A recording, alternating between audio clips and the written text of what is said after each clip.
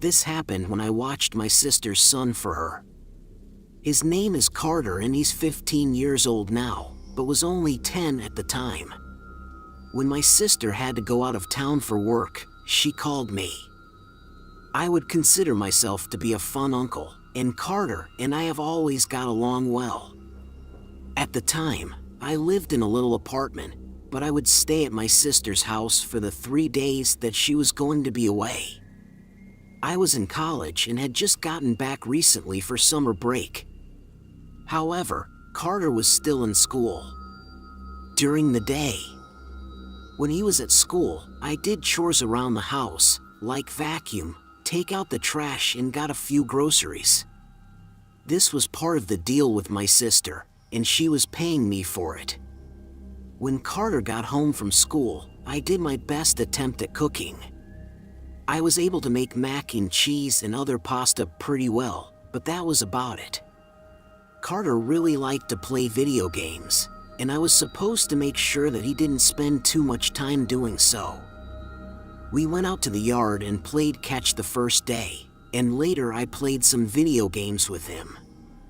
I made sure he got to bed at a decent time, though, and on the second day, I got up and made sure that he was up and ready for school by the time the bus came. When Carter got back from school, I helped him with some homework that he had. After that, I ordered pizza for dinner because I didn't want to make Carter eat my terrible cooking again. We watched TV and had pizza, and afterwards I told him I would play him at video games since his homework was done.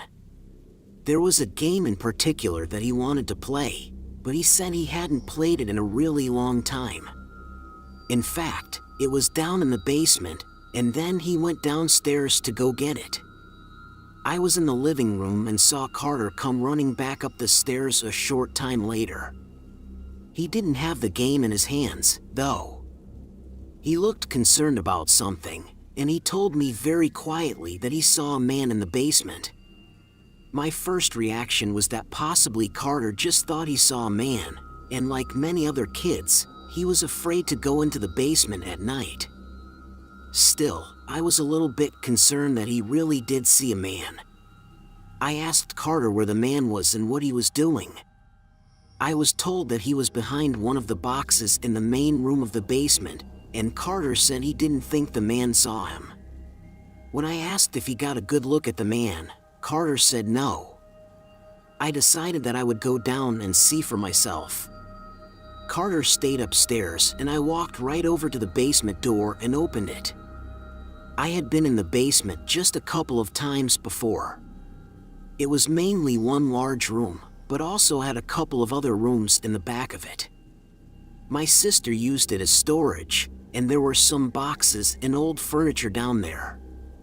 When I got down there, I looked around, but at first I didn't notice anything. I walked over and found the game that Carter had been wanting to get. But as I picked it up, I heard a noise.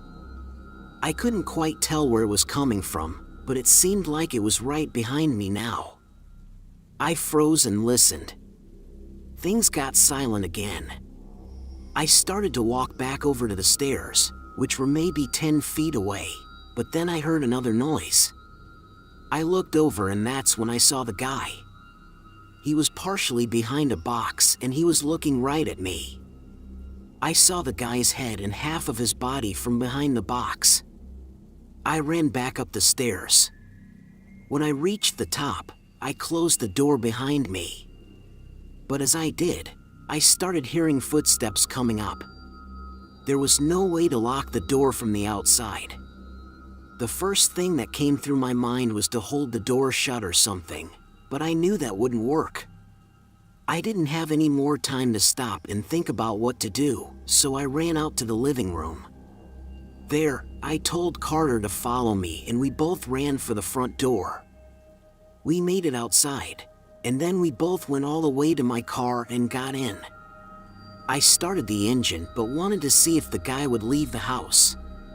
When I didn't see him leaving, I called the police. Carter and I waited in the car in the driveway until the police got there about 10 minutes later. The man